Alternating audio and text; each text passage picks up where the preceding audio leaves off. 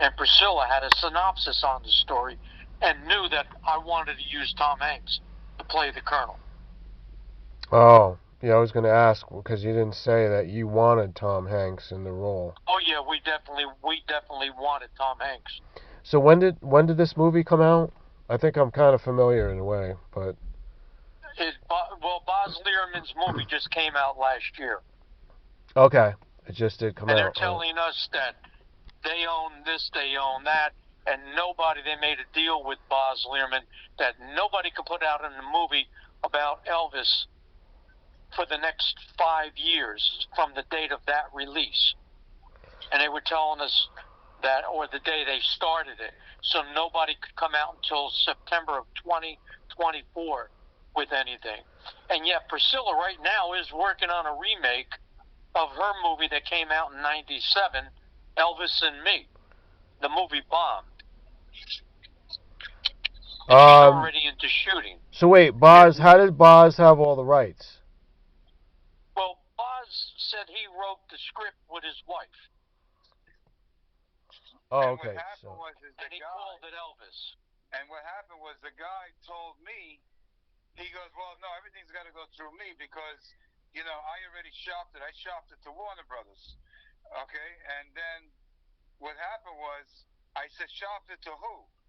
And then they said it was Gail Berman. I said, oh, Gail Berman. Great. And then what ended up happening was not only was it that one guy, the other guys told me the same thing, and they were trying to pull a stunt on Bobby. I said, "Oh no, you're not. Hmm. No." And it was ironic because Bobby always said that he wanted Tom Hanks to be the Colonel. They used Tom Hanks as the Colonel.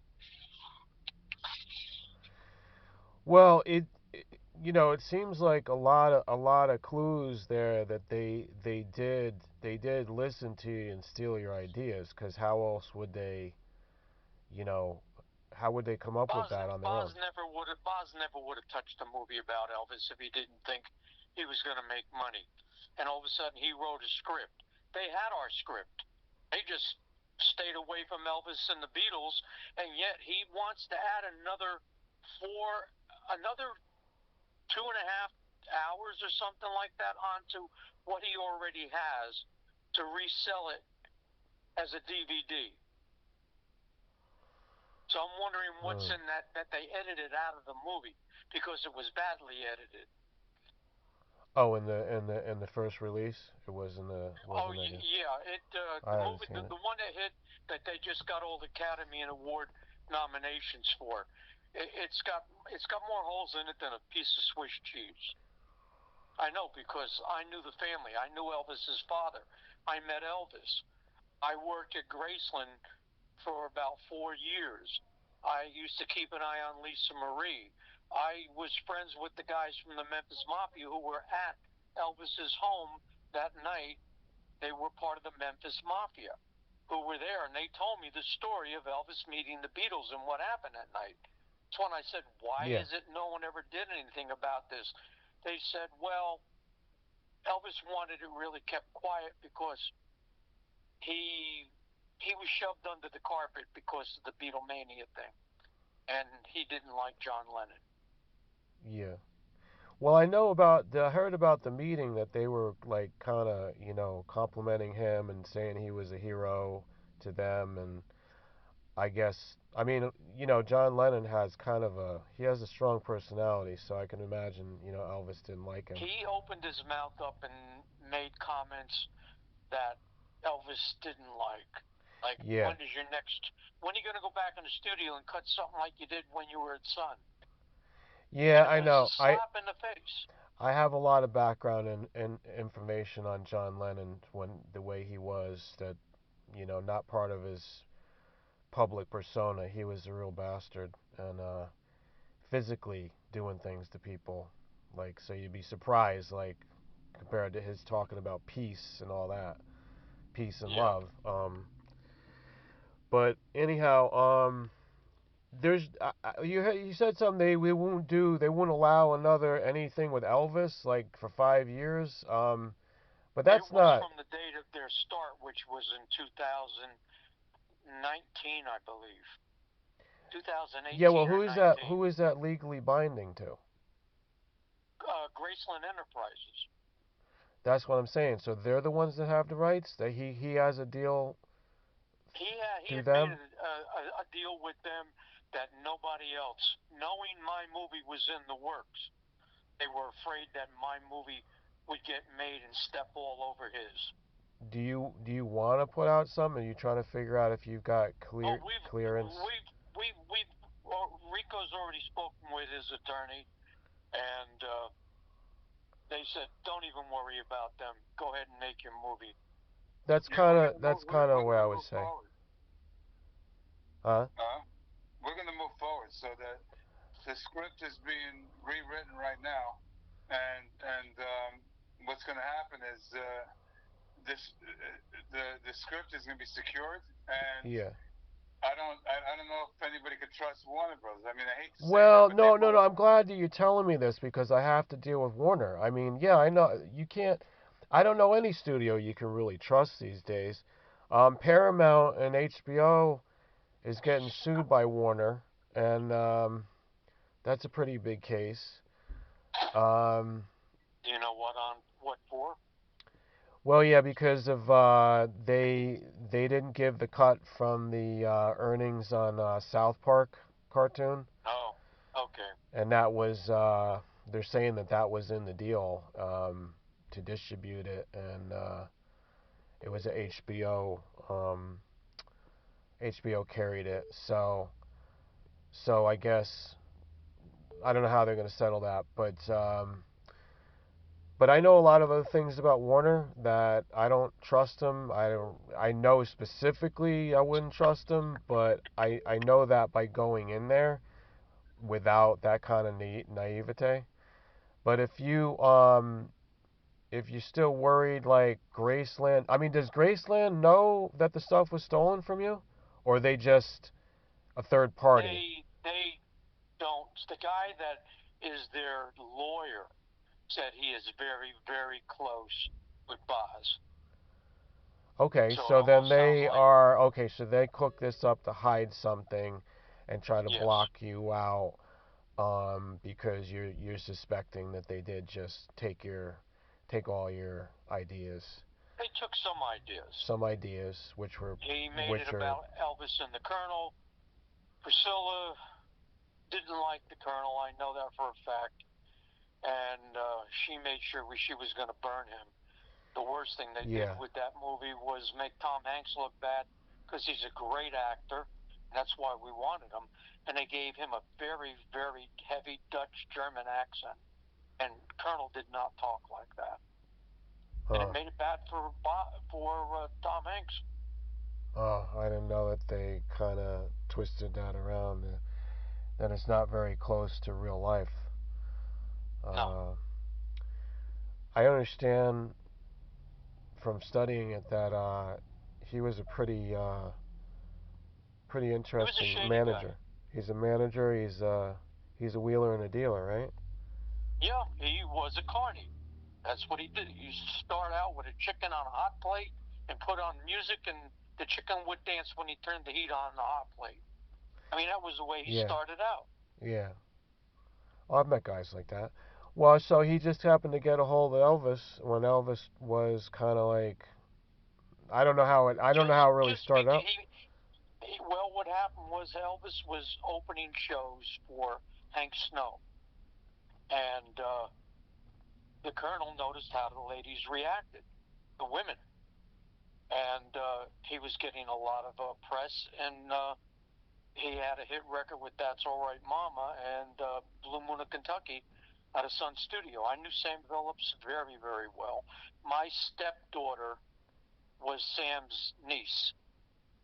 My ex-wife is the sister of Jerry Lee Lewis. Are you originally you're from down there? No, originally from New Jersey. I moved into Memphis when I was 22, back in '77. Did you And that's were you down in Mississippi also? oh yeah, yeah. Okay. I'm one of the guys that started the candlelight service for Elvis. We walked with a torch that was lit by Elvis's Aunt Lorraine in Tupelo at the house where Elvis was born. we walked 100 miles to Graceland in 3.5 days, a group of us. Okay. And we started the candlelight service. Now, I just wondered what you thought about Mississippi itself, because I spent some time down there. It's just kind of unusual. I worked clubs down there with my wife and my band. The club owners were all good old boys. They would tell you one thing, and when the end of the night came, places packed solid. People are drunk off their minds. The guy's brother-in-law was the cop, in town, and he'd say, "Well, I know I told you you're going to get 1,500, but here's 11, and maybe when you come in next time, you'll do better." And I'm like, Yeah. "Excuse me, your place was jam-packed. The garbage pails were overflowing with bottles and beer cans. The audience loved it. Well, like I said, if you got a problem, my brother-in-law is the sheriff. And he's right outside watching my other club, the Thunderbird, which is a black club. Yeah. If you got a problem, you can talk to him. Or you can be happy with what you got, and you can come back next time, and like I said, maybe you'll do better." So, a couple weeks later on, Mickey Gilly was going in. And that was my wife's cousin, Jerry Lee's cousins. And is that how you met? he went in, and he had a little talk with the owner, and he said, "You screw me over, you screw them over." And he says, "I won't be back in your club, and I'll boycott it." Oh. So the next time we went in, we got our money. Well, that's good. What was the relation? Jerry Lee Lewis was related to the preacher, man. Jimmy Swaggart. They were all first cousins. Yeah. Double first cousins. Mm-hmm. Great Balls of Fire. Yep. Yeah. I met him. I met the Swaggart family. I met the Gilly family. Mickey was the nicest of all of them. But I got along really well with my brother-in-law, Jerry Lee. I did. He used to see me perform in Hernando's Hideaway in Memphis, where he used to come in and play all the time as a guest. I heard a rare recording of like they did a quartet, like Elvis, Jerry Lee, and Johnny Cash, and who was the other one? Carl Perkins. They did a jam. Oh, it was so, back in the days. Yeah, it was cut professionally. It was the $1 Million Quartet, they called that one. They did it with Jerry Lee and Elvis and all. They did that one with Johnny Cash, and that was done at Sun Studio by Sam. While they were in there and Elvis came in, he had already signed to RCA. They flipped on the 4-track recorder, and he recorded the whole thing where they were all singing and playing. And then he waited years for it to go by, and Elvis had passed away, and he went and released it on Ice House Records over in England, which belonged to Sam Phillips.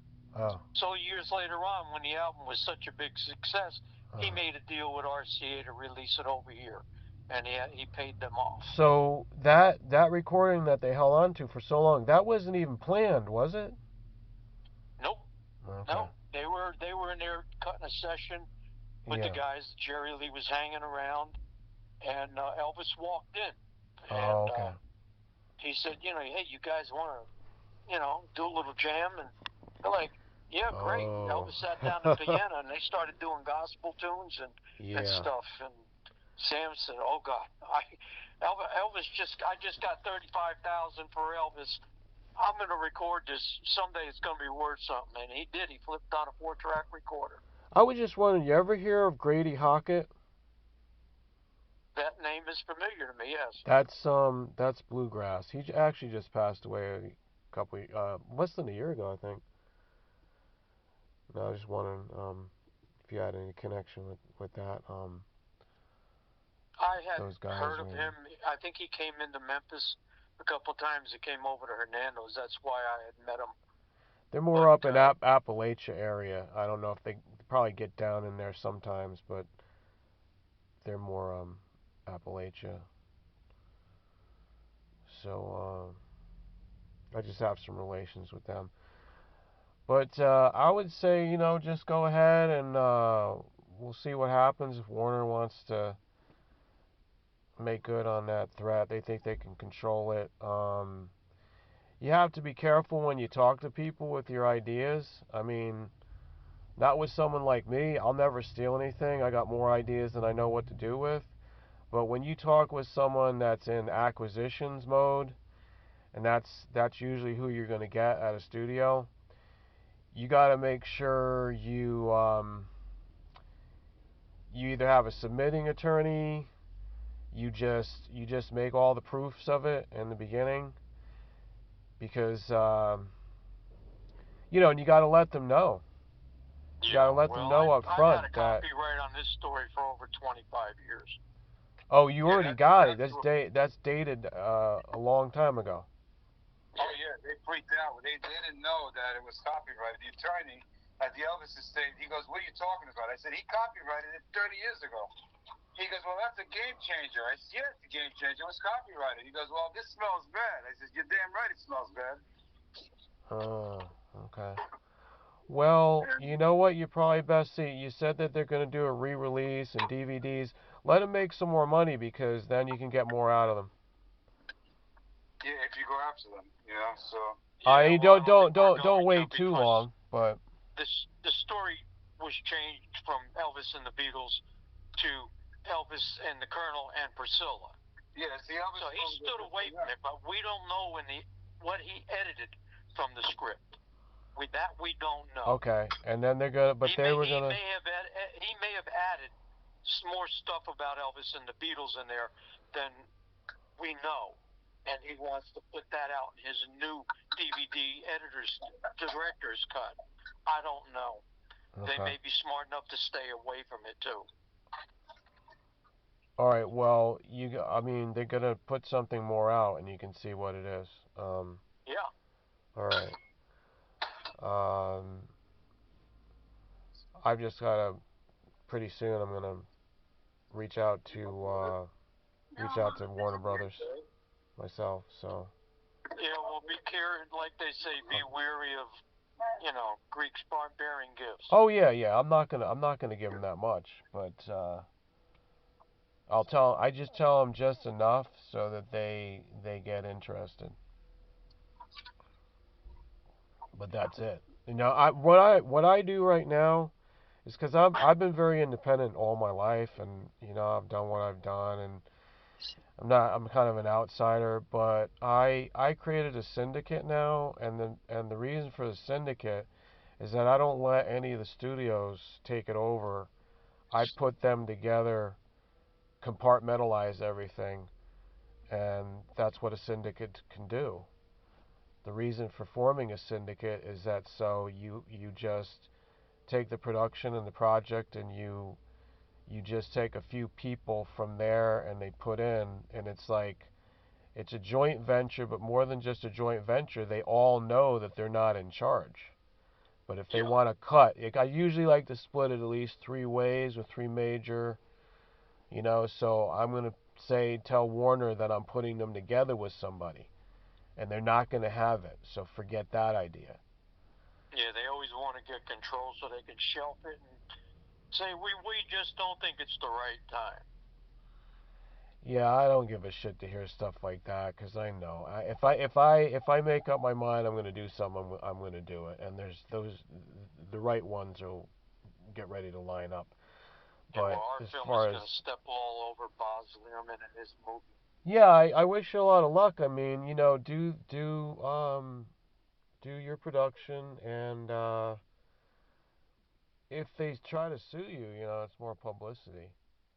But they can't. Yeah. I doubt that they're going to get an injunction, because what you should do, before they're able to do that, you should file something legally, which is not actually filing a complaint, but just file like I don't know. You might be able to do a cease and desist. That way, if they want to hit you back with like a suit on yours, you say, "Hey, look, I already told you cease and desist." So they have to backtrack it. You just get something legal filed. I'm not saying a whole case. You don't need to go all that way, but get something legal filed that you've already fingered them. Yeah, well, that'll be Rico handling that. Yeah, that's why we brought in Robert Katz, because he's an intellectual property copyright attorney, so he knows exactly everything that happened. And he said this is what's got to be done. He knows what he's got to do with it. Okay. He's working on the thing. Yeah, he's an intellectual property copyright attorney. Okay. And he's on the sidelines waiting with everybody else. And then we got Paris, the other attorney from Washington D.C., and the entertainment attorney. You remember Stephen Beer's girl, so she wants to get behind it. Yeah, I know Stephen Beer, and I wouldn't trust him. I don't need any attorneys like no, that. not at But all. She don't trust him. She's not with him no more. okay. He said she told me. She told me point blank. She goes, it was conflict of interest. He took everything he can take and ran. Yeah, see, I could tell right away. I mean, just the way he was talking to me, I'm like, I don't need this.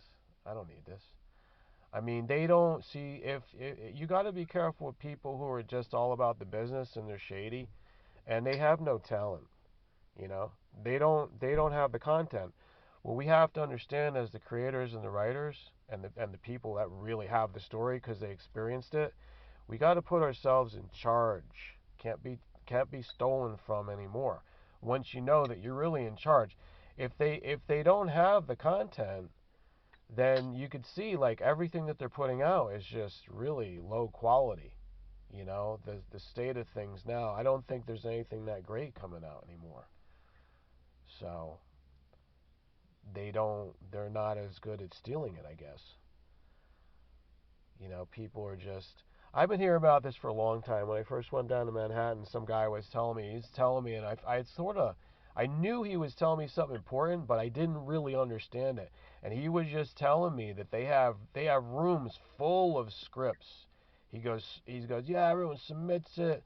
They get all these things, and then they tell you, yeah, we're gonna do it, and it just sits there. They own it, they block it, and then they take whatever they want, and then they say, yeah, they want it, and then just to get you to give it to them, then they wait for you to give up, then they're going to do it anyhow behind your back. And this guy was telling me that that's how the system is, and I didn't quite understand it at that point, but now I do. Yeah. Now I know exactly the way they do it.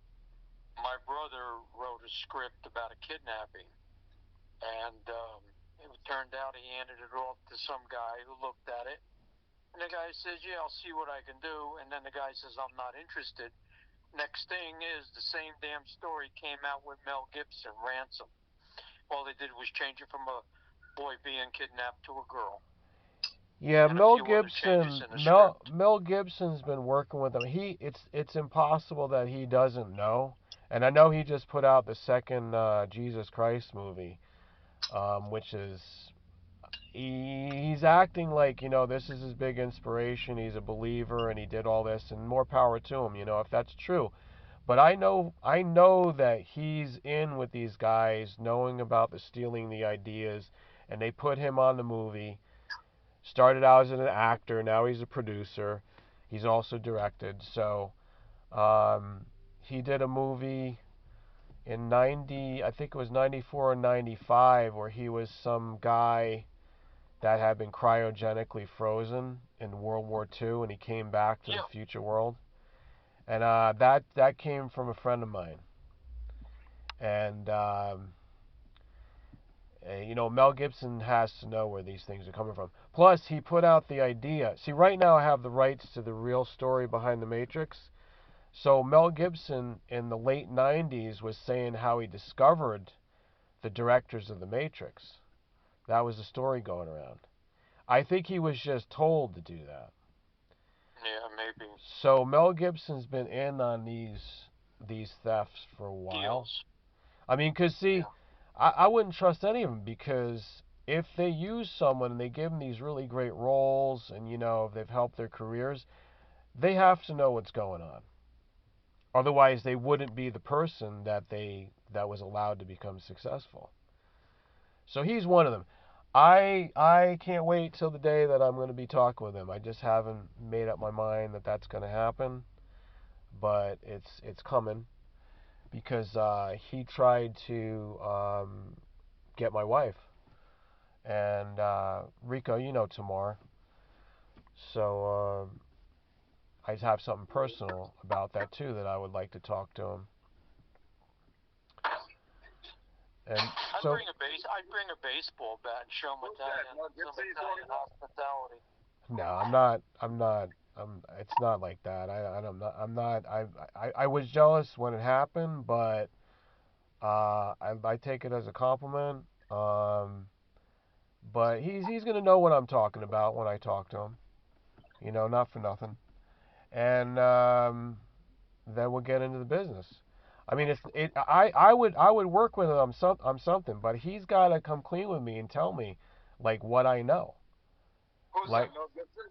Mel Gibson, I'm gonna just tell him like, look, I want to work with you, but tell you what, don't try to bullshit me. Don't think that I don't know what's been going on and how you made your career.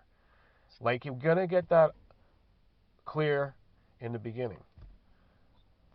And if he's gonna act like deny it, I'm gonna say, look, you're a freaking asshole, and I don't want to work with you. Well, he is a bit of an asshole. Very temperamental. Yeah, I heard the other one's more of an asshole, the one that he doesn't get along with. Who's the guy that was in? They've all got inflated. Who was in Gladiator? I forget his name. Also Crow. Yeah, I knew his second cousin was working on my big movie when Rico was on, and she was telling me about him from Australia. They're both from Australia, and Well, yeah, I remember that. What was her name? she wanted to go out with me actually. I forgot her name. I know you're talking. She worked really close with Helene. She was something like starts with a C. You know, that was really sad that Tia Maria died. Oh yeah, I'm sad. Yeah, I see that every once in a while. I see people remembering her, and it's like, yeah, she's. Yeah. I mean, but the thing is, she just kept insisting that she was sick. So she kind of had like to me that'll make you sick if you do that for too many years. Like she just kept going to doctors and saying she was sick, and they actually said no, there's nothing wrong with you. So you see, it wasn't just didn't come out of nowhere. It's like I don't know why she was thinking that way, but it's overall just sad, you know. That's what Susan says. It's all in your head. Think that you're better. Yeah. Think it and manifest it. Yeah, I've seen people go both ways. You know, like Susan's really wise. Um, the other one not so wise. I mean, that's why she's dead now. I mean, it's just you know, if the doctor tells you, hey, you're okay, you know, don't worry about it. And they told her, they said you wouldn't get that kind of cancer because you're way too young. And she's like, oh no, I think I got cancer. Yeah. So. To me, I try to survive as much as I can, try to make myself better. It is all in the mind. It all starts in the mind. I come from a family of doctors, you know, so I didn't believe what I was told in the beginning. You know, they don't say that. I just kind of knew it myself. You know, they would tell me like, you don't know, go to the expert. We'll tell you. I was like, yeah, I already know. Yeah, I'm not a kid anymore. I know. If I feel something, I want to like just your state of mind will make you better. You know, you can't give up. Oh, I got a little bit of pain, this and that. It's gonna go away. It always goes away if you think that way. It's always gonna be healed. I'm more into healing than I am doctors. You know what I'm saying? Because if you go to a doctor, it's like, all right, help me. I can't do anything. What can you do? And then you give yourself to whatever their decision is. Let me ask you, was Gail Berman behind the other people? I'm trying to remember the name. You're gonna have to let me. I'm gonna look up my notes because I was. Said it sounded familiar. You think it sounds very familiar. I was told. Okay, there's a couple guys. with the Matrix story that I have the rights to, there's the whole internet. Everyone that's been on the internet knows that Sophia, what's her name? Sophia, I forget her last name. Sophia was saying that she wrote it, and she said she did have a lawsuit against Warner and also James Cameron for Terminator, and she said she won the lawsuit. She's lying because she didn't win. And then she still insisted that she wrote it. Then her assistant came to my guy who wrote it, and we had a big discussion on all this. And finally they said, "Look, you know all these people. Why don't you be the guy? You call this one over at Warner because I already threatened her." And I said, "You got to call her and say, pay out the $30 million now. There's an investigation by Homeland Security." And I said, I put the phone down. I'm thinking, like, what is he shitting me? How could he get a Homeland Security investigation going on this? I think he's lying to me. And then he wants me to shake down Warner based on what we know that they stole intellectual property. So they want me to be so in other words, I could get in trouble for extortion and blackmail. That's the way they were trying to do it, and I said, I'm not going to approach it that way. They said, "Look, we know we can get it, and you explain it to them." And I didn't do it. I didn't go through with it. No, they should have their own attorneys do it. I'm sitting on the Explains information. properly. I'm sitting on the information. Well, see, the actual writer's been threatening a lawsuit for many, many years. He had a lawsuit after Sophia did. His name is Thomas. He had a lawsuit, but they threw the lawsuit because his attorney actually came to him from Warner, and he didn't know that. So they sent him their own lawyer to represent him, so that he would just collapse the case. But that's conflict of interest. Yeah, it totally is. And he was out in Hawaii. He didn't even have his license was expired, and he got it so he could represent in California. And I said to Thomas, I said, "Yeah, I mean, you could bring this case back, but he never has done it yet." Well, you've got a statute of limitations.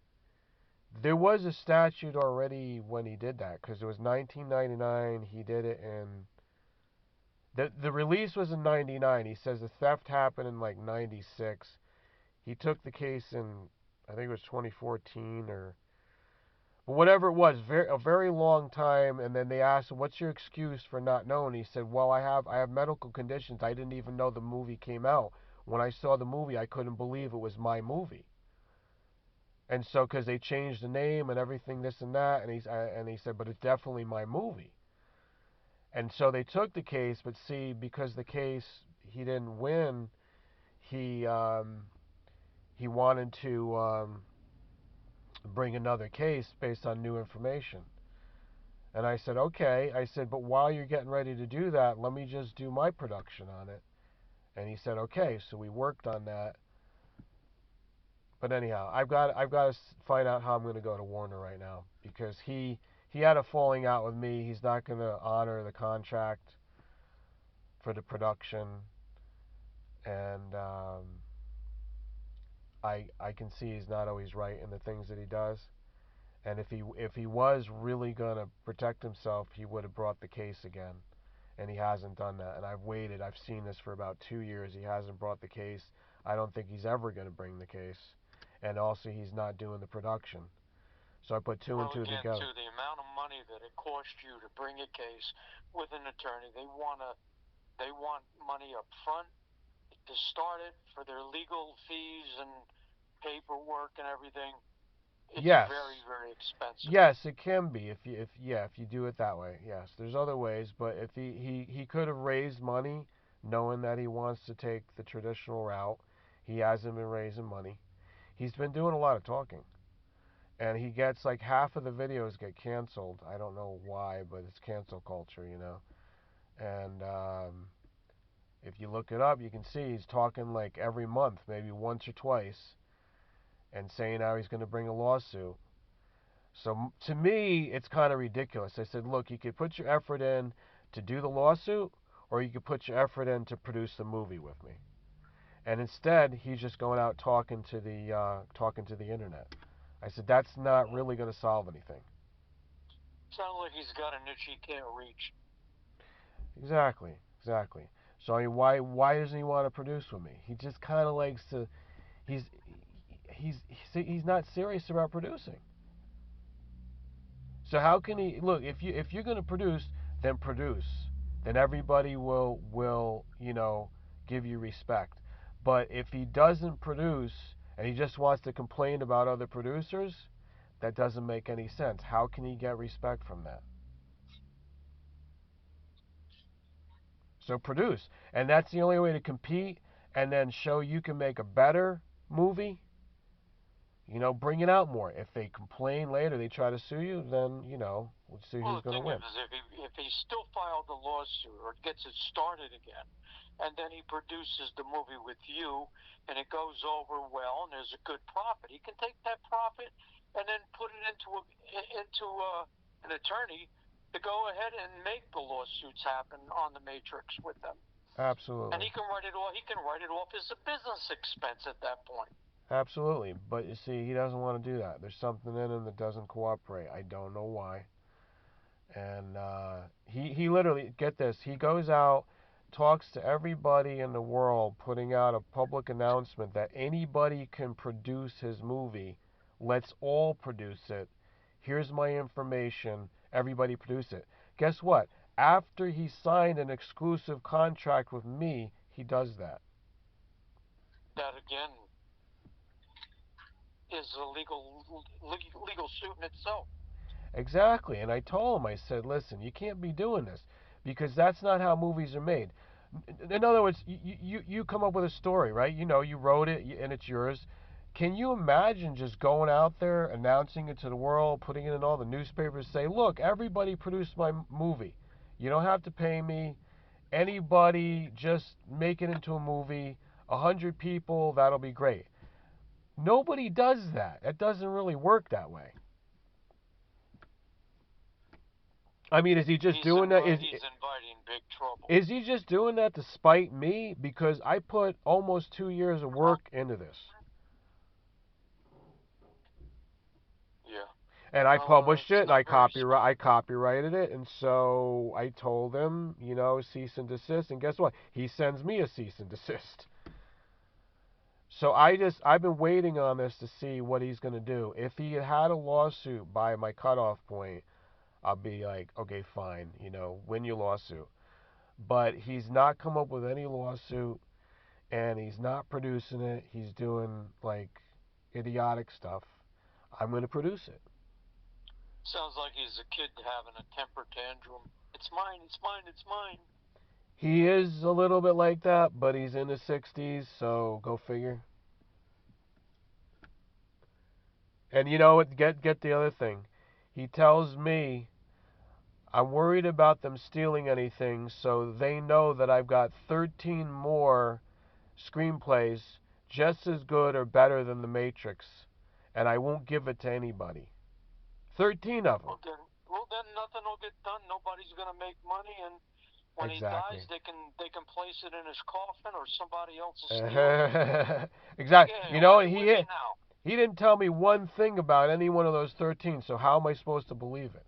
He told me nothing about it. He told me all about The Matrix. I said, good, we're going to produce The Matrix. Let's go with that first. Then we'll talk about the other 13 later. I don't want him on those. I said the first one is good enough. I understand it. I can produce it. Let's go. He says no, and I'm holding back all my 13 also. I don't really believe it. I mean, look, I'm okay with the guy coming up with a hit. I believe him. That's talent. Yeah. And they stole it from him. I believe it. But then to exaggerate and say, I got 13 more, I'm like, no, I don't think you do. And if you do, how come you ain't got somebody already making one of those movies? Exactly. Why are you going to sit on them? He doesn't mention any of that in the interviews he's doing every month. So what? Yeah, I think it sounds like he likes to toot his own horn. Yeah. Yeah, he's out there. He's definitely, you can find him if if you want to look for the background info. But I have the full story. It's like ready to go as a movie. I think it's a great movie. He's Is he going to look like a hero in it? Probably not. It's I think you can relate to it. It's about how the Hollywood studio system steals their ideas. That's the basis of the whole movie. Yeah. I mean, that's why Hollywood's not going to like it. But hey, we can kind of sweeten it up a little bit and put some other focus on some other bad things, and maybe Warner wants to get involved. But that's another thing. If I go there, they're going to say, "What do you mean? This is about us stealing the movie. Why do we want to get in on it?" I said, "Because you should get in on it.